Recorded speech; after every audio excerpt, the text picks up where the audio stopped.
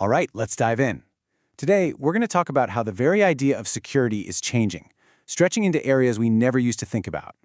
We're going to break it down into three acts, looking at the battlefield from every angle, from the threats you face personally, to the huge systems we all depend on, and finally, to the security of, well, the entire planet. So let's get started. So, to kick things off, let me ask you a question. Imagine you've got your digital life, your crypto, whatever, locked down tight. The best encryption, the best passwords. But what happens if the attacker doesn't care about your code? What if they just show up with a wrench? You see, this one question really gets to the heart of how security is being completely redefined.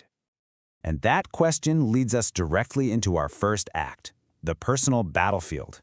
This is where security isn't some abstract concept. Nope, this is up close and personal. We're talking about threats to your data, your privacy, and even your physical safety. That idea about the wrench? It's not just a figure of speech. It actually has a name, a wrench attack. And yeah, the name, it actually got popular because of an internet cartoon. But it perfectly captures this low-tech, high-impact threat, using actual physical force to make all your fancy digital security totally, completely useless. And believe me, this isn't just theoretical, it's becoming shockingly real.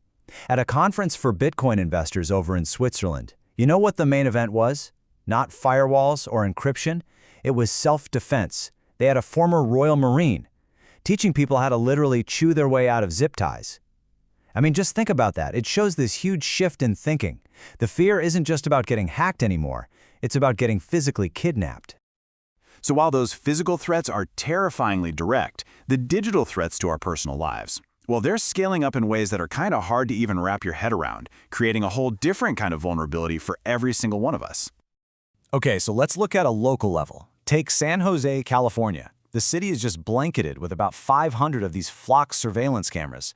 They're basically tracking license plates and creating this massive database of where people go, and they keep that data for a whole year.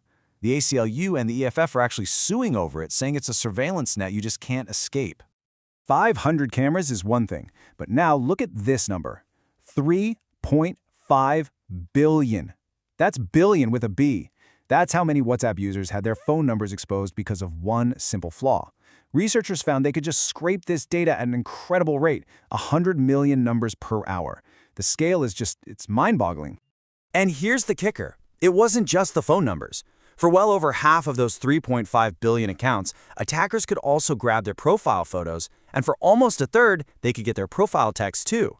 Suddenly, you've got these little pieces of data that, when put together, start painting a pretty clear picture of who you are, all taken without you ever knowing. So these personal breaches are one huge piece of the puzzle.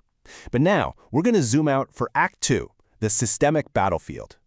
This is where we look at the giant, interconnected systems that our digital lives and our entire economy run on.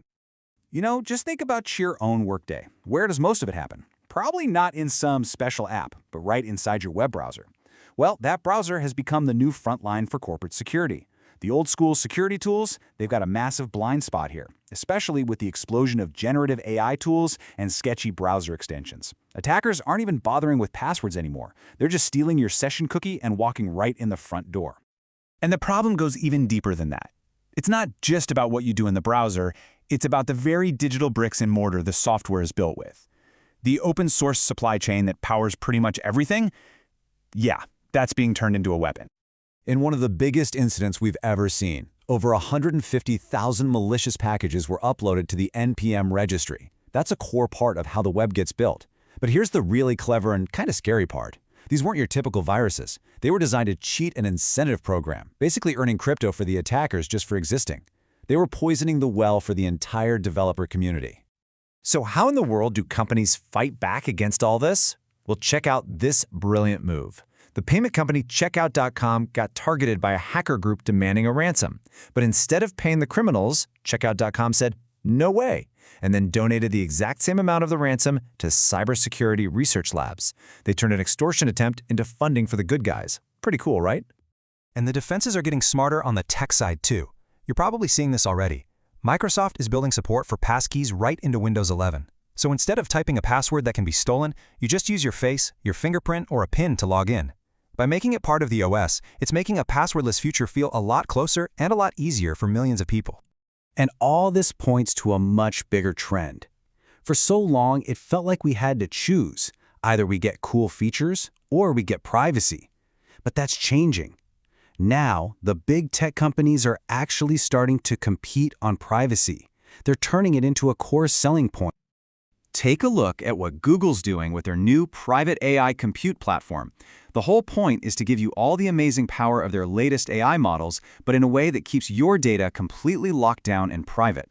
It all runs inside this sealed-off, secure environment where Google says not even they can see your data. It's about giving you smarter tech without selling out your personal information.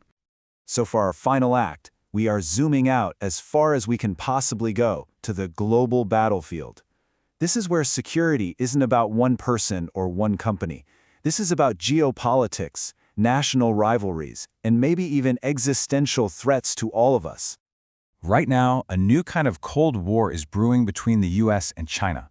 But the battleground isn't land or nukes, it's artificial intelligence. And their playbooks couldn't be more different. In the US, it's mostly driven by private companies, and they've got the lead on the most advanced models. But in China, it's a full-on national mission, with the government pumping in money and even building its own state-run cloud system just for AI. But with all this talk about AI and cyber warfare, what if the single greatest security threat to the entire world has absolutely nothing to do with computers? What if it has everything to do with our planet itself? This quote from Iceland's climate minister is just wow. It says it all. For the first time ever, a climate issue is being discussed at their National Security Council, at the same table where they talk about military threats and espionage. This is a huge, huge shift in what a country considers a threat to its own survival. So what is this threat they're so worried about? It's the potential collapse of something called the AMOC. The simplest way to think about it is like a giant conveyor belt in the ocean. It carries warm water up north, and it's absolutely crucial for regulating weather patterns, especially for keeping Europe's winters from being brutally cold. Now, if that conveyor belt breaks down, the domino effect could be catastrophic. Scientists are warning that Northern Europe could see its temperatures absolutely plummet, creating conditions almost like a mini ice age. But it wouldn't stop there. The impact would be global, causing huge, unpredictable shifts in rainfall patterns everywhere from Africa to India. This isn't just an environmental issue anymore. It's a security issue that threatens food, water, and stability for billions. And that brings us to the final upshot of all this. We've gone on a huge journey, right? From the very personal, physical threat of a wrench attack, through the insanely complex digital battles for our infrastructure, all the way to a planetary system that might be on the verge of its own security crisis. And so, it all boils down to this one last question. The battlefield is getting bigger. It's expanding from lines of code to the currents in our oceans. And the real challenge for all of us is our idea of what security even means expanding fast enough to keep up with the fight? Something to think about. Thanks for tuning in.